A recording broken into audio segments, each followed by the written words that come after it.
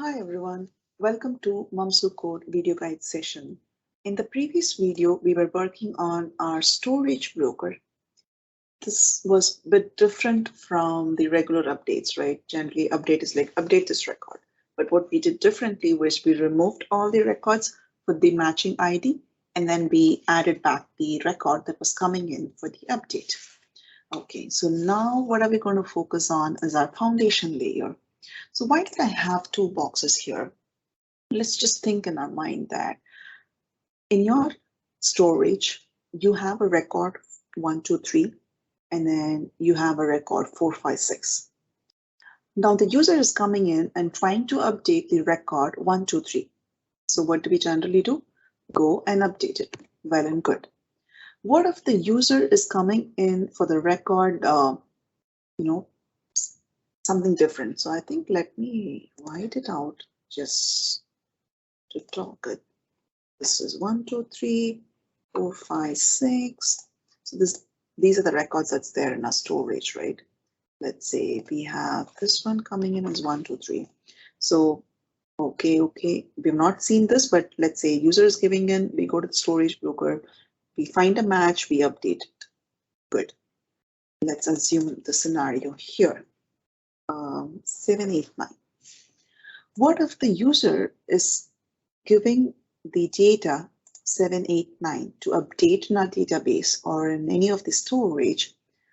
What happens here when it's trying to update? It's not even there. It's not able to find a matching record, right? So we wanted to handle it in a neat way.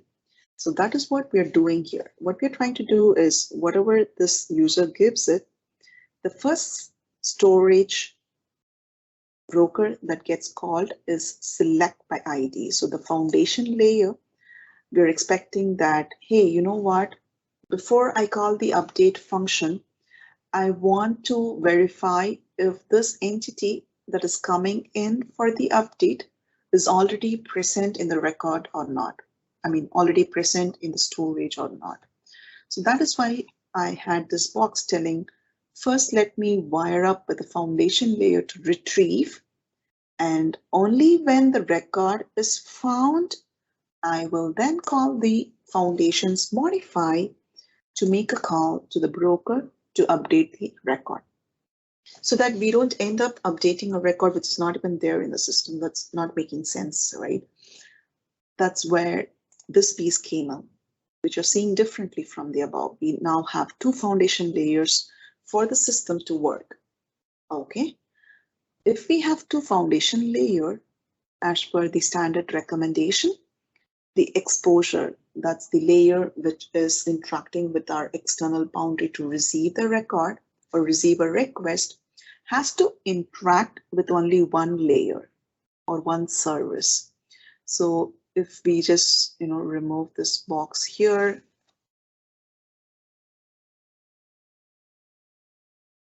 if we see, this is going to do a talk with two of the foundation layer, right? So which is not the right thing as per the standard. That is why we went ahead and introduced this box in between, which is working in tangent with the other two. Let me do this one here. Okay, and this one goes here.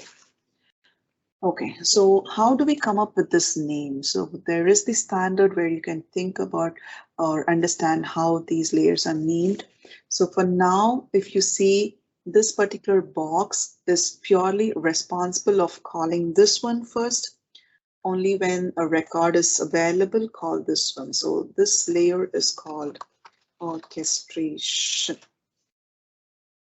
I'll be providing a link in the description for you to really understand the different layers. So far, we have all been working on the broker, foundation, and exposure. Now this is a new layer, right?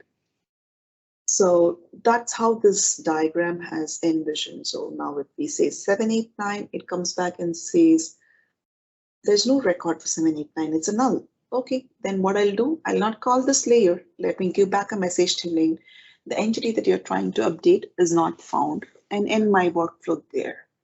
If at all I receive 1, 2, 3, let's start from here. If it receives 1, 2, 3, it goes here.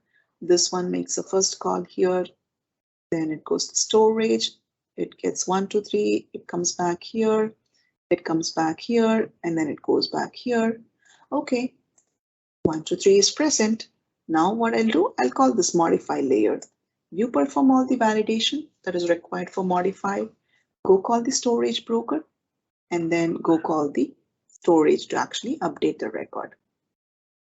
I think for you to understand the update and retrieve by ID, right? Because I'm connecting both the dots to one storage broker. So two methods in the same storage broker. Okay, with that said, what are we actually doing in our code that we wrote in our storage?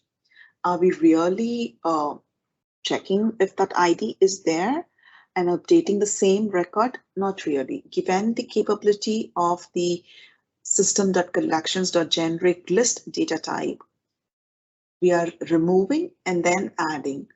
When you think about that, what does it do? So 1, 2, 3 comes here. Hey, 1, 2, 3, you're there. Let me first remove you, right? And then let me add you back.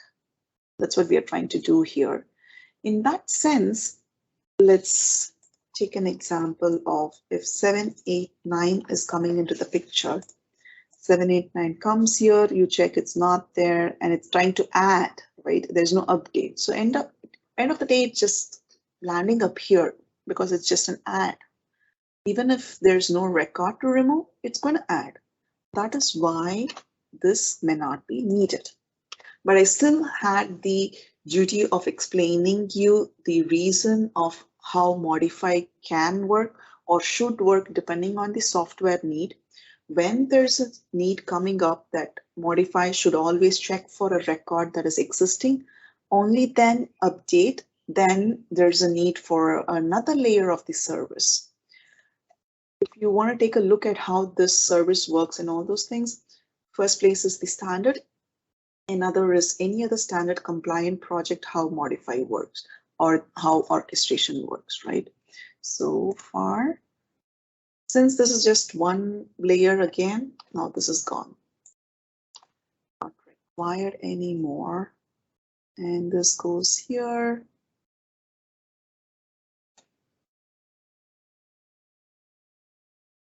If at all your mind has been thinking, you know what, we are doing something wrong. Why are we doing storage broker, remove all and add in one layer? It's because it doesn't have two functionality, right? Insert and this. That's why we are grouping the remove all and insert to one broker call update. If you think I will have a remove all broker, remove all foundation, add broker and add foundation, it's already existing. And then let me have an orchestrator layer. I think, let me draw it out.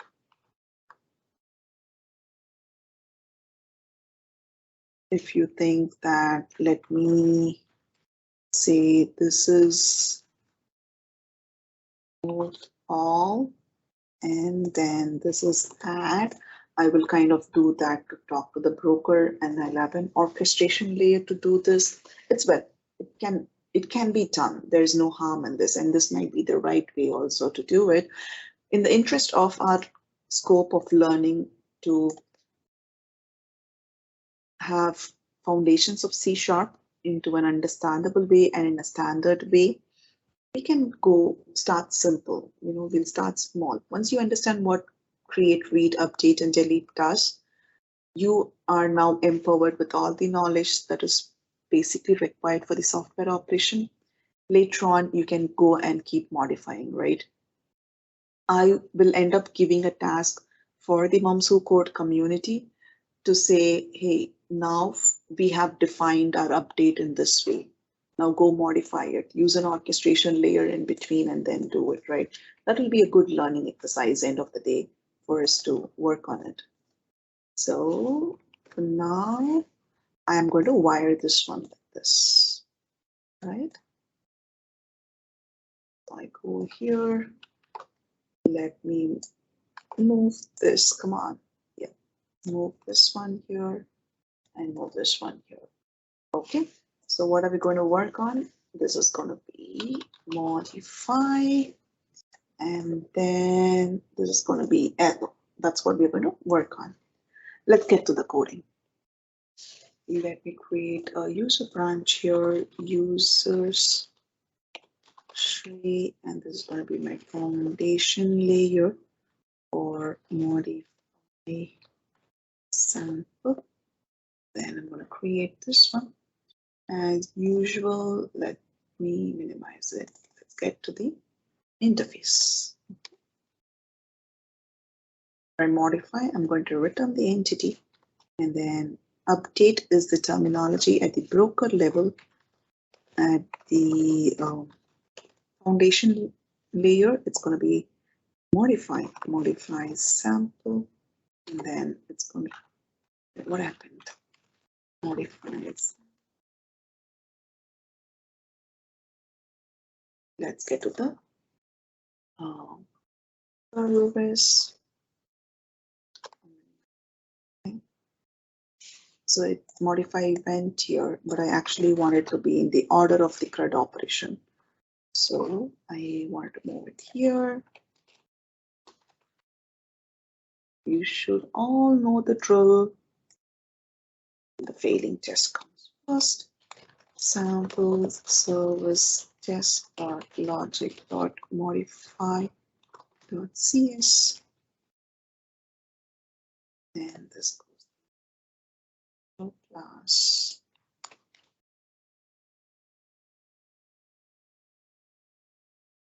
A ops public void should modify sample, and comes my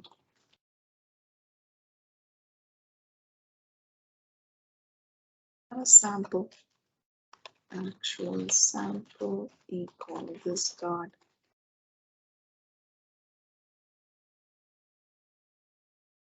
sample alternate, and my random data that I'm preparing to test my sample. So create random sample. Input sample is my sample. Okay. So now what do we have? We need to have our mock to return what is modified. So you can say sample modified sample equal input sample. This dot storage setup. All this broker receive. Oops, sorry. Broker receives a call for add. What's the method that we are going to call here? Update, right? It's going to receive a call for update. With what type of input? If you're receiving it with input, then you kind of return the modified. Then we have an actual. We need to prepare our expected. So sample expected sample equal sample. Yeah, as we go along, it's all going to be like read and type, right? I'm not explaining any new concept because you're all now well versed. I'm just reading out the code. Okay, so we're going to assert it. Sample dot should be equivalent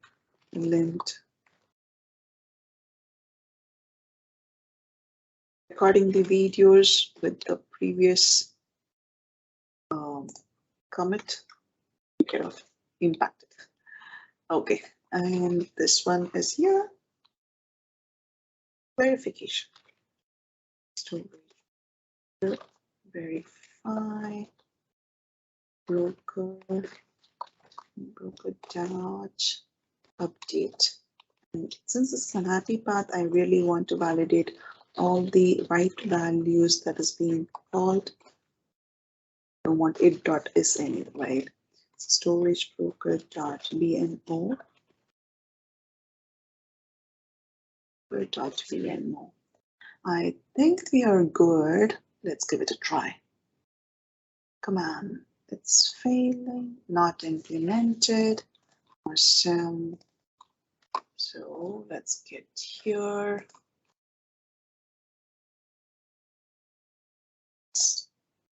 Let's get to our source. This dot storage broker update. Right, autocomplete is making our life even more easier, but sometimes it tricks us, right? Let's try this. Are you happy? Yes, you are happy. So this goes our ask.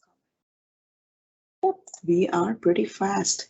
What's the next one? Next one is our validation. So right click, add class samples service test dot validations dot modify dot cs, and come on the fire. So fact, what am I going to validate? Now I'm going to validate our input. So this is kind of similar to our add. Whenever there's a record coming in, I want to check if it is null or not, right? So public and void should throw validation exception if sample is null. As these kind of test, the validation test depends on what your business logic is, what your environment is, right? And then, and now what I'm going to say is action modify sample action. We'll focus on is sample service dot modify, and this is going to be my null sample, right? And then sample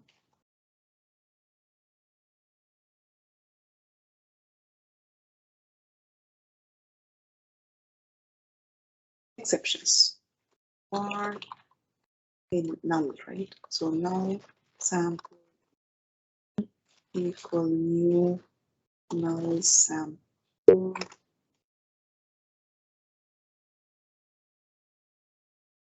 Let's resolve this since it's a single liner. I don't want a space here. Or now the wrapper expected validation exception.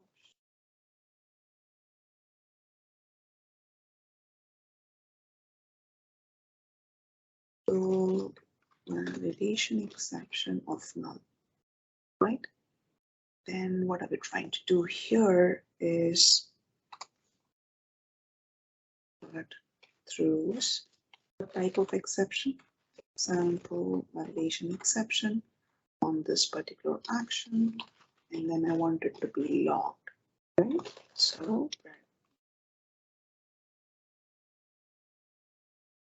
good dot log here, and I want it to be logged with the message, same inner exception, and data for any error that I'm going to throw. Once. So have the mock library going a bit down. Then what's our core functionality this time? It's going to be our update call.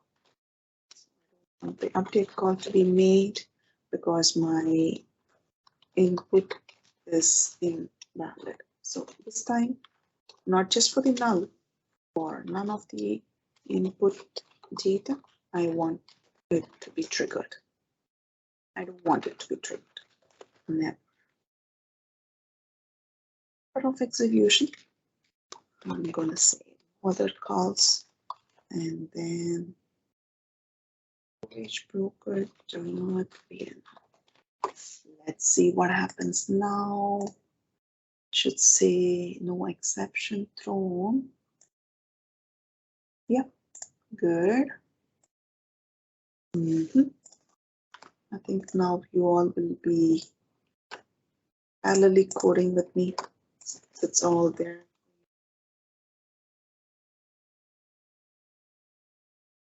Right, let's get here. Now, what do we do? It's going to be easy. I'm sorry. We need to validate, right? So it can still go with this for a catch. And then here, let's move this piece.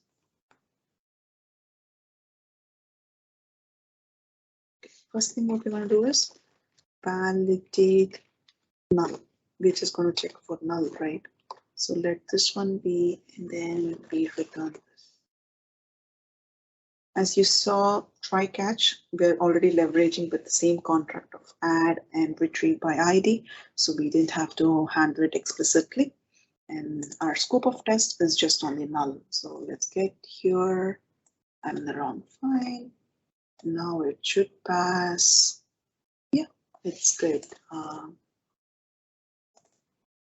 It's the habit of running code cleanup every single time, even I write one line of code.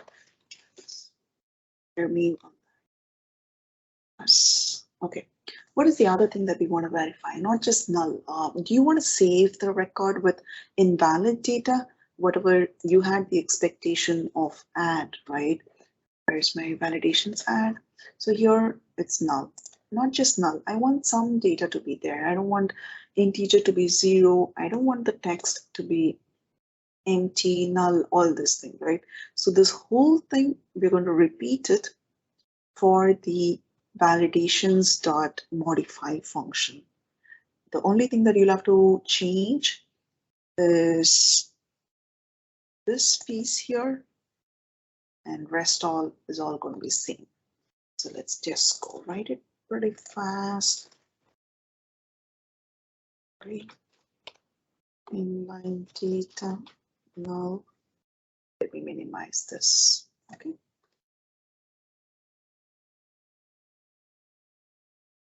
And then this is going to be with my white spaces. And then I'm going to say public void should throw an exception or modify if sample is invalid and log it. I take a parameter, right? So string invalid text. Okay. Then comes our section given when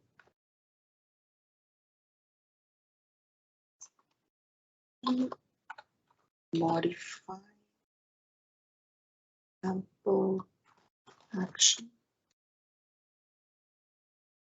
but service dot modify, and then I'm going to call it's my scope of test. Let me create an invalid one. Or invalid sample equal new sample of, and here the string that I'm going to iterate through for all the 3 invalid input is my invalid. Or invalid sample exception.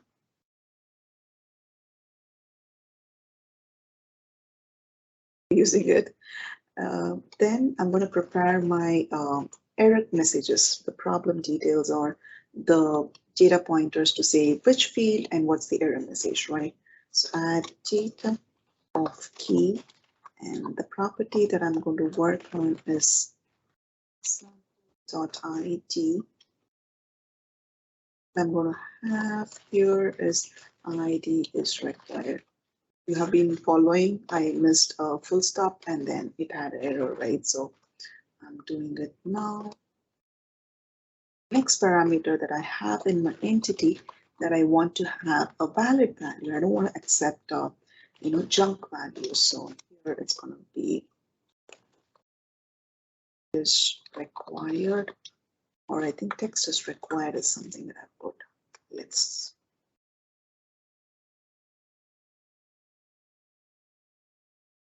We need to prepare our expected sample validation exception of this, right? Then going a little bit below, now comes our assertion.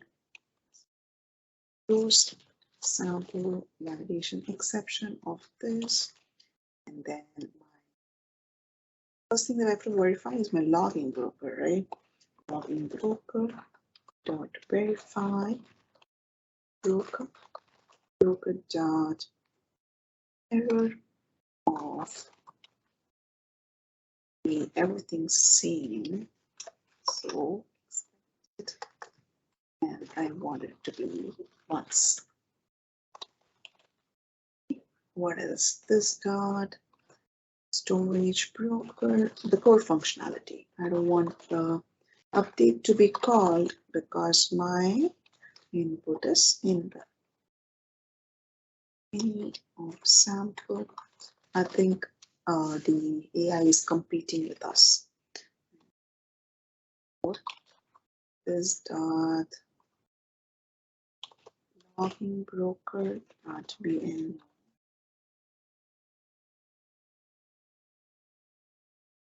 storage broker dot be in. Oh, right click and run. Fail or pass. Any guesses? I think it will pass because we are. Oh, it's going to fail because we are calling just validate, not null, right? So let's check if it's the right message. Since it's going to be iterating for all the values, it's just calling this. Yeah, no exception is thrown. Good. What I'm going to do here is going to make a fail comment. And pass is easy, right? If you're given a chance to write a pass test for all these following workflows, it's going to be easy with just one line of code and then magic. This is all because of the standard that we are following. So we know where things are, what we need to do, how the code is structured, and all those things. So nice, pass test. Nice. Okay, now we have completed our validations. Now going to the exceptions. Let's go check our dependencies if they are throwing up anything. So here it says argument null. So add doesn't have anything. So remove all has a argument null exception, which is similar to our retrieve by ID, right?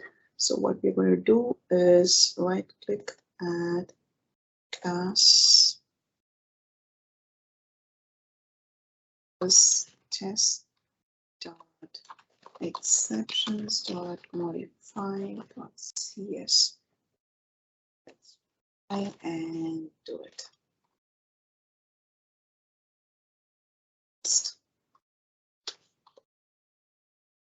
Right, should from a dependency, right? Should through mission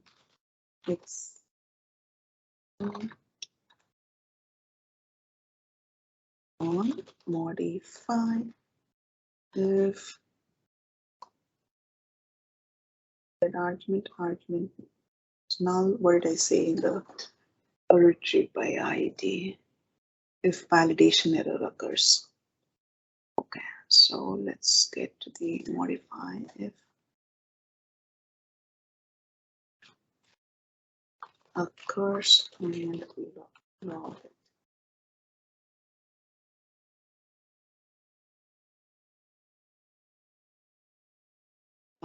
Action modify sample action this is dot sample dot verify, and this is all going to be random because it's all the error that is getting thrown, right? Sample, some sample equal, and then comes the actual exception that I want to throw. And exception, go this, and I say the storage broker because that's my dependency. I want that broker call to throw this error. The input parameter, right, is any of sample, and what I want to do is push argument.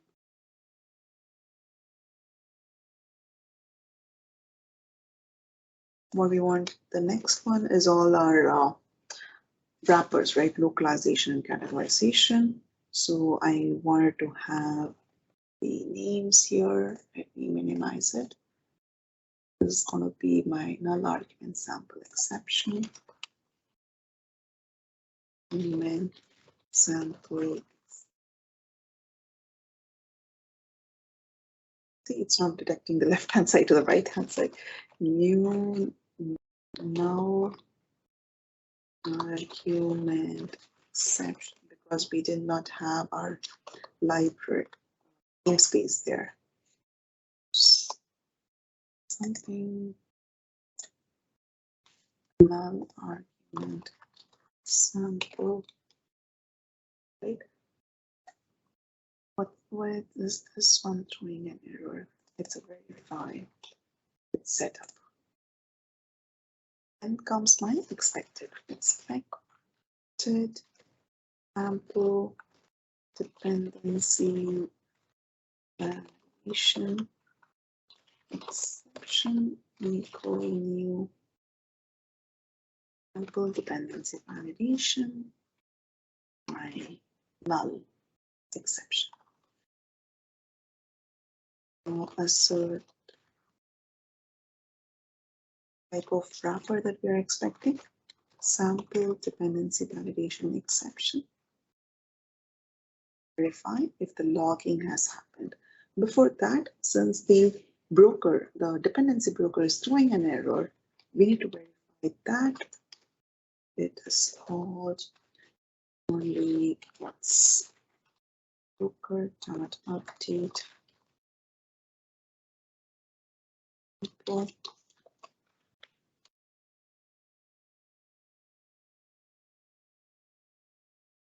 the fun part can be if you're pairing with someone else. Once you know what you're doing, you can actually pair. One person writes the failed test, another person writes the pass test. And if the person is new to the standard and trying to learn, do not exploit them by taking the pass test because here it's all easy, right? So if they find out down the lane that you are tricking them to write just one line of code, you can tell them that, hey, I was trying to educate you. So that's also another way.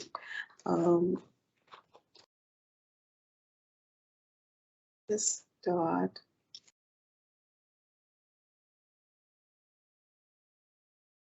okay. Something is red on the top. What is this? Okay. Oh, I was talking and I made this same